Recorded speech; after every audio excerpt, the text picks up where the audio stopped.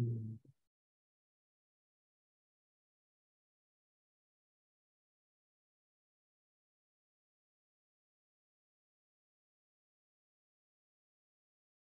Does anyone have a question they would like to?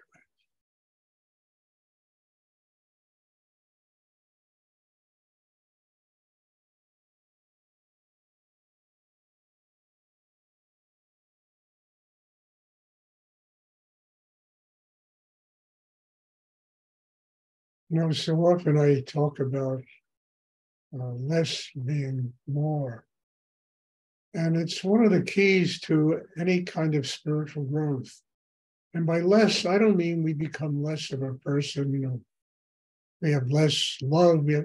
What we have less of is ego, opinions, our mind, you know, all of that tension inside us, chaos inside us, that becomes less. Becoming less, it allows us to truly be a vehicle for God's energy, for spiritual energy. And that really has to do with what growing spiritually is all about. Surrendering oneself completely, totally. Letting go of the images we have of ourselves, who we think we are, what we think we are. Ultimately, it all comes down to nothing, it's like Ramana Maharshi, I've spoken about him many times, who used to, when his students came to ask him questions, he would just say, ask yourself, who am I? And come up with a truthful answer. And if you begin to peel all the different layers of the artichoke, you get down to the fact that none of us are anything. We're not men, we're not women, we're, white, we're not this, we're not black, we're not, ultimately it all becomes nothing. So clinging to all of these levels and layers and the peel of the onion, it just creates more illusion and it creates more drama and it gives us more tension inside ourselves and more to hold on to. But slowly, gradually, we let go. We allow ourselves to become children of God, to allow ourselves to open and receive higher energy in the universe. We don't sit in judgment of other people.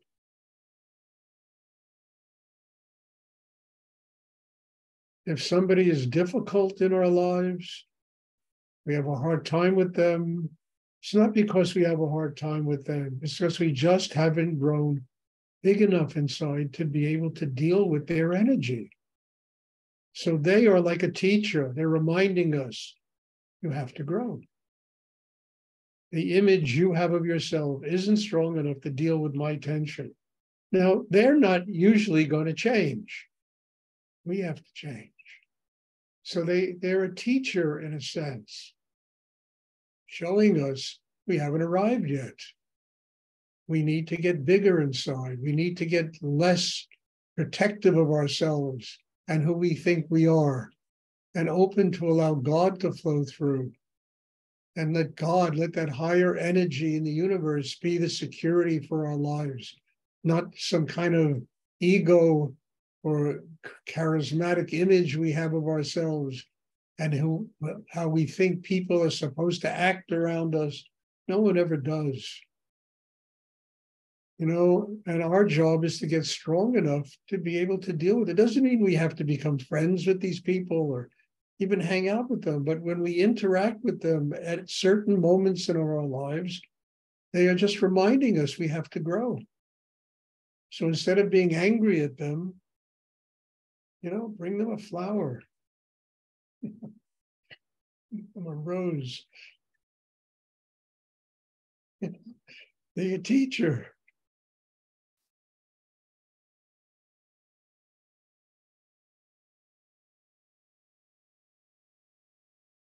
Does anyone have a question they would like to ask?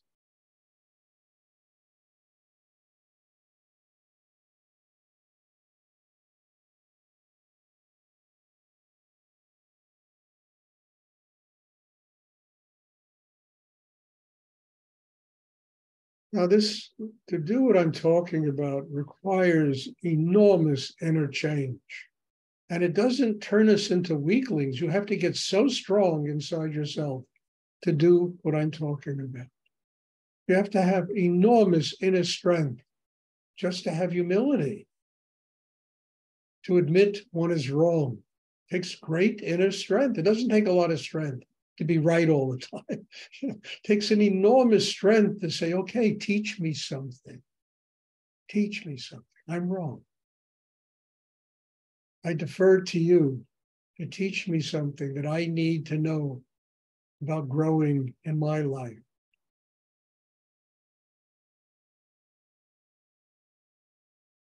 That requires profound inner strength.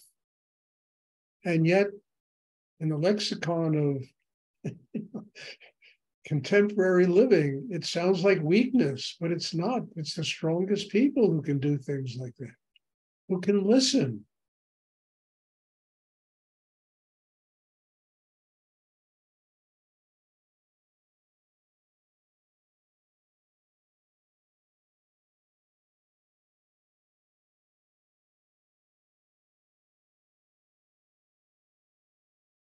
And we're not so full of themselves that they spend all their time judging everybody else.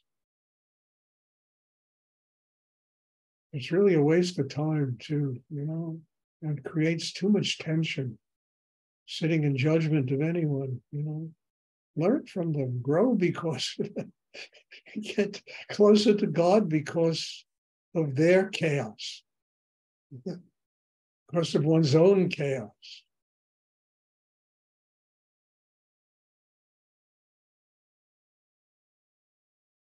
Does anyone have a question they would like to ask? I just have one announcement to make. I've been talking about it. I'll mention it again. There's going to be a retreat on the 21st, 22nd, and 23rd. I think there's already about 10 people that have signed up, and the limit is 13 because that's all I can fit in the living room of my apartment. So if you're interested and you want to attend, there's still 3 spaces open. Let myself or Jennifer know. You can get in touch via email, text, telephone call, a lot of ways. And if you're interested, let us know. And all the particulars will be given to you. And hopefully you can attend. They certainly are very powerful weekends. Does anyone else have a question they would like? Yes, Gabrielle. This is about the weekend, so if it's not appropriate to ask now, just let me know. Oh, that's what I'll ask. I think everybody's going to want to know. Go ahead. So I was talking, I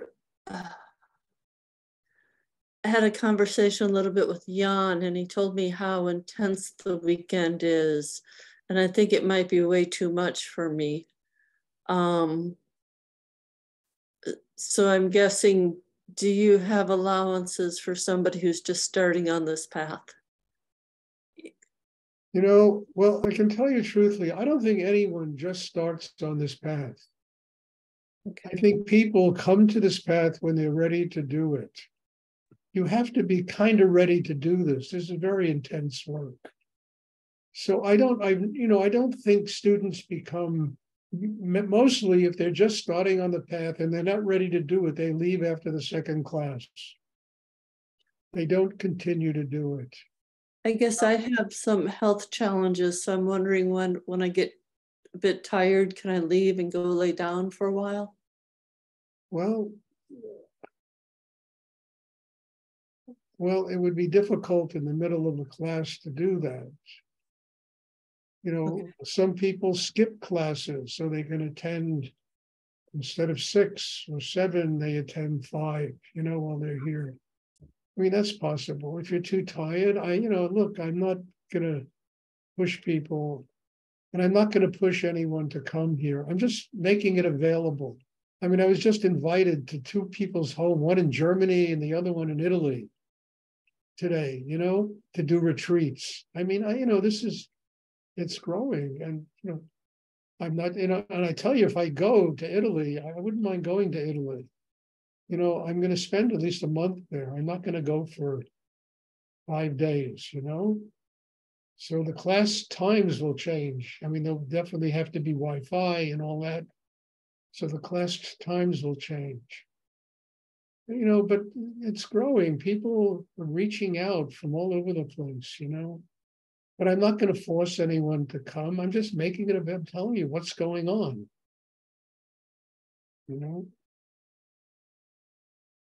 And I tell you, probably it's harder for me than any to do what my schedule requires of me at this point of my life is simply ridiculous.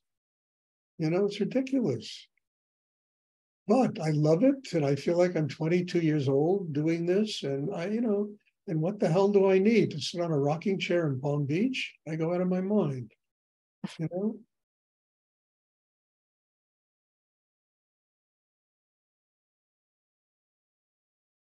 So, I'm not forcing people to come. I'm just saying this is available. And as I said the other day, if one person shows up, it's just Jennifer who's there. I'll do the retreat with her. Because look, I have to do it, and whoever comes benefits. That's all. So don't worry about that. If you feel up to coming, come. If you don't feel up to coming, you have my support, and hopefully by the next one, you'll be strong enough to do it. That's all. It's very simple. It's not a problem.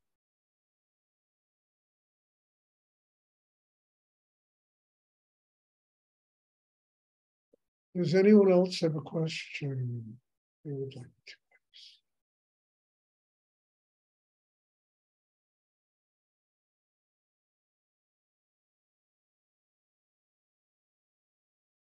Okay, if there are no more questions, again, thank you. God bless you all.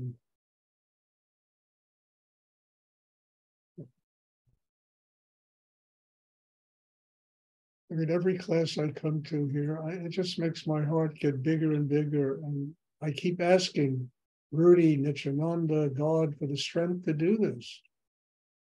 Not only to do this, to have it grow and more people benefit from this work. And if I have to be a vehicle for this energy, then I'm just very grateful to do it. And hopefully it will nurture many people who can find a path to God through this work. So bless you all. Thank you. And there'll be a class tomorrow evening. And I'm looking forward to seeing everybody. Thank you. Thank you, Stuart. Good night, Stuart. Thank you. Good night.